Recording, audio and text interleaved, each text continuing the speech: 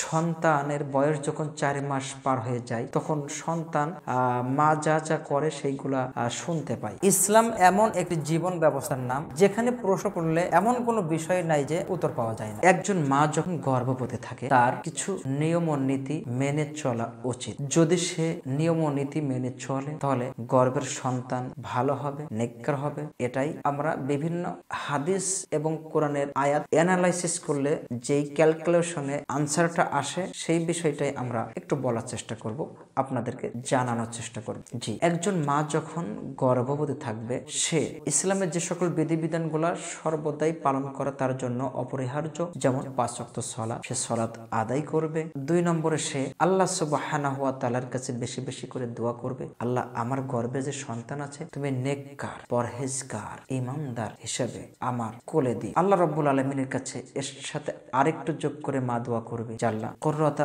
আয়ুনি ওয়াজআলনা লিল মুত্তাকিনা ইমামা, আল্লাহ তুমি আমার সন্তানটাকে মুত্তাকি মানুষদের নেতা পর্যন্ত বানিয়ে দিও। এইভাবে আল্লাহ রাব্বুল আলামিনের কাছে দোয়া করবে।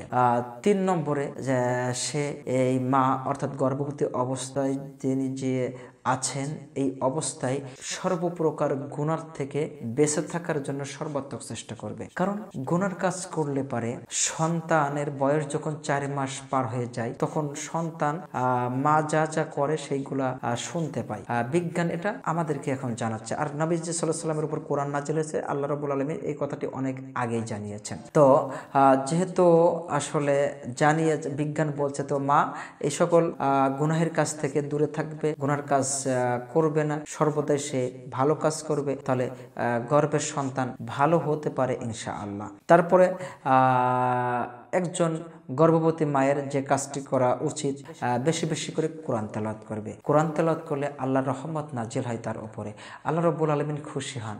আর এই কোরআনের বরকতেও হয়তো সন্তানটাকে আল্লাহ রাব্বুল আলামিন নেককার হিসাবে তাকে দান করতে পারেন। সর্বোপরি একজন মা তিনি সকল প্রকার অশ্লীল কথাবার্তা, ঝগড়াঝাঁটি, গীবত, পরনিন্দা, চুগলখড়ি সহ বেপরদা এইরকম যত কাজ আছে সমস্ত কাজগুলোকে সে অ্যাভয়েড করে চলবে। যদি চলতে পারে ইনশাআল্লাহ আল্লাহ রাব্বুল আলামিন গর্ভবতী মায়ের সন্তানটাকে হয়তোবা নেককার, পরহেজগার হিসাবে দান করতে পারেন। আল্লাহ রাব্বুল আলামিন ভালো জানেন এই বিষয়ে, আল্লাহু আলাম। আল্লাহ রাব্বুল আলামিন একজন গর্ভবতী মায়েকে এই বিষয়গুলা জেনে এই বিষয় অনুযায়ী চলার তৌফিক দান করুক, আমিন। তোমরা যা জানো না তা তোমরা জেনে নাও। আল্লাহ সুবহানাহু ওয়া তাআলা এই মর্মে বলেছেন, ফাসআলু আহলা যিকরি ইন কুনতুম লা তা'লামুন।